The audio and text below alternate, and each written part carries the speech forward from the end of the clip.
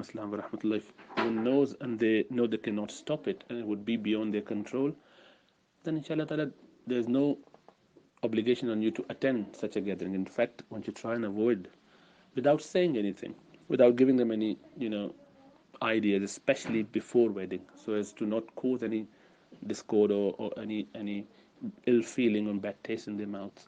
Leave them to do what they're doing. They're not going to listen to you. They haven't asked you what is right and what is wrong. They know it, inshallah ta'ala. So they're doing what they're doing. You just excuse yourself from such gatherings, uh, so as to not be part of any gathering where there's some disobedience to Allah subhanahu wa ta'ala is being done. Not that we are or you are the most pious person out there, rather think that they have, mashallah, many other good deeds to their account, and inshallah Allah will forgive them. They're doing it innocently. I know it perhaps better, or at least I have got contact with the ulama, and I've got so many sins, and I cannot afford to have any more to please others. I've got my own individual sins, so I'm much worthy of not being in such gatherings because I need it more. They are not that ill, inshallah ta'ala. They all got a lot of good deeds there, inshallah ta'ala. Allah will forgive them.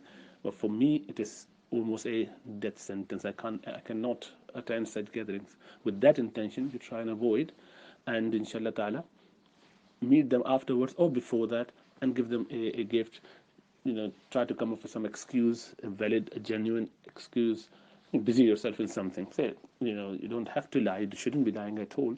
Rather say that, at that point, arrange something. Okay, I've got a meeting. Arrange something that you can go and attend, inshallah ta'ala.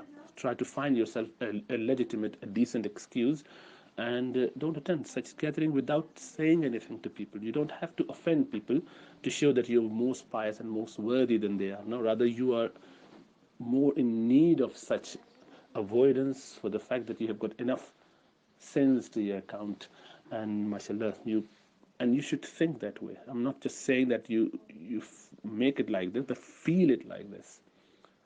We must feel that we are more in need. Allah subhanahu wa ta'ala has shown you this much, the truth, just follow that and gradually build up towards that. And we do not have to attend all such gatherings anyway. We do that for our exams. We don't attend such gatherings for our important meetings and things.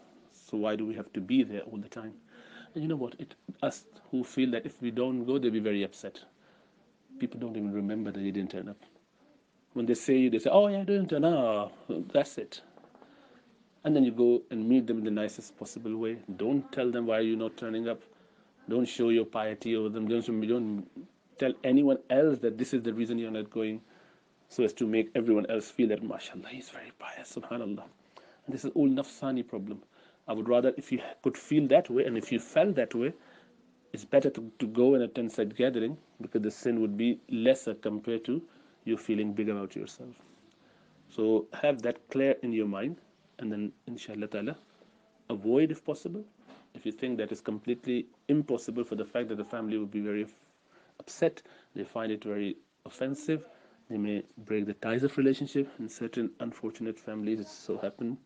So then go there, spend some time, and come out. Hide yourself away from here and there, like spending your time outside. Get a friend or someone and speak to him outside. You don't have to be inside the hole. Stay outside. It's not that cold these days.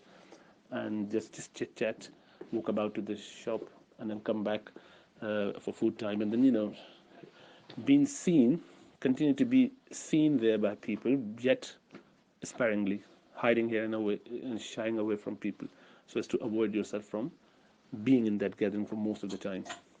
So as to just get the balance. It's all wisdom. It's just all sensible thing. What do you want to do there? Why you want to be there? Do you need to be there or not? If it's like immediate family, one would like to be there, then inshallah ta'ala, go with feeling bad in your heart. Continue to do istighfar and talk about that afterwards to the family. If you've been there, say, shall we not try and mend it? Not talk about that particular wedding, but a few weeks, few months later. Our wedding should have some more decency. The teachings about Islam, the way Rasulullah sallallahu alaihi wasallam and Sahaba performed their weddings. And wedding is a religious thing. we are following the command of Allah and following the way of Rasulullah sallallahu alaihi wasallam. Why should we be, corrupting it with some haram stuff like music, mixed gathering, and you know, can we not avoid such things? So gradually train people, make their mind up so that they realize that there is a lot of blessings to be had without having to do all those sort of things, inshallah ta'ala.